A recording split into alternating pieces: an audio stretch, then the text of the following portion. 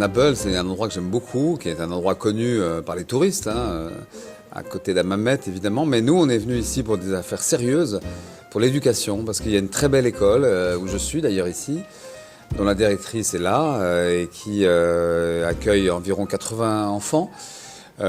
Donc ça va de la maternelle jusqu'à la fin du cycle. Et c'est des enfants qui vont aller après au collège. Et des Tunisiens, des Français qui sont ensemble et qui ont vraiment une éducation formidable, parce qu'avec des méthodes d'apprentissage tout à fait modernes, très épanouissantes pour la personnalité. Et là, on est allé les voir en train de faire de l'anglais, de l'arabe, du français. Donc c'est des petits qui à 10 ans vont être trilingues, vraiment très trilingues à un niveau assez exceptionnel.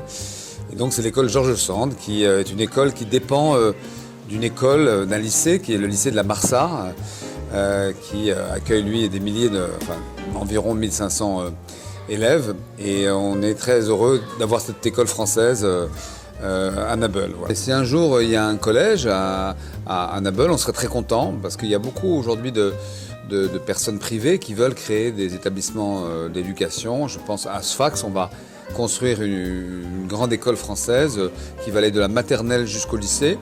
Et ce sont des hommes d'affaires qui vont investir dans cette école, parce que l'éducation a un prix, et donc il n'est pas exclu qu'un jour il n'y ait pas un collège à Nabeul, peut-être même créer quelque chose comme un centre culturel, une alliance française peut-être, si jamais il y a des Tunisiens qui veulent nous aider à ouvrir une bibliothèque, un centre culturel. Nabeul, et Hammamet, ça représente près de 100 000 habitants, donc c'est vraiment une population.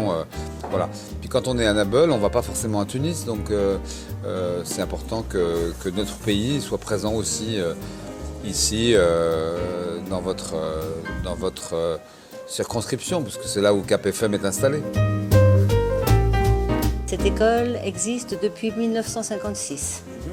Voilà, nous avons 3 classes et 74 élèves. Nous avons beaucoup de Nabeuliens, à peu près au moins un tiers des familles sont nabeuliennes, donc elles le connaissent. C'est une école française, un programme français qui accueille les Français, les enfants nabeuliens et les enfants tunisiens et les enfants d'autres nationalités, pour peu qu'ils connaissent un peu la langue française et que leur famille ait envie de s'impliquer dans les valeurs françaises et l'éducation française et l'éducation en français. Donc les familles qui sont chez nous, quelle que soit leur nationalité, sont des familles francophiles, c'est-à-dire qu'elles aiment la francophonie et la langue française. L'école française, c'est une grande tradition.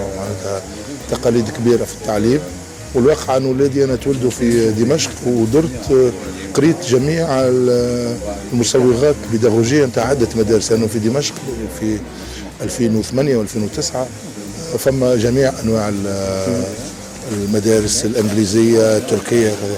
الحقيقة وقت اللي قريت المسوغات تاع المدرسة الفرنسية فهمت اللي أحسن تكوين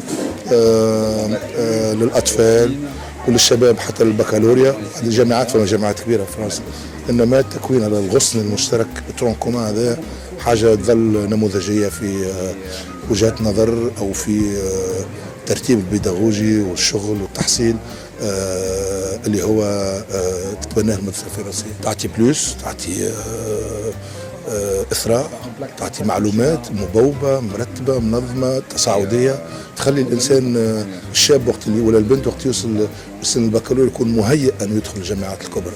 وهذا حقيقة عمل دؤوب على 100 سنين عملوه، احنا قاعدين نستمتع به. لا شك أن هنالك بعض الهينات في بعض الأحيان، إنما بنيويا الأمور باهية.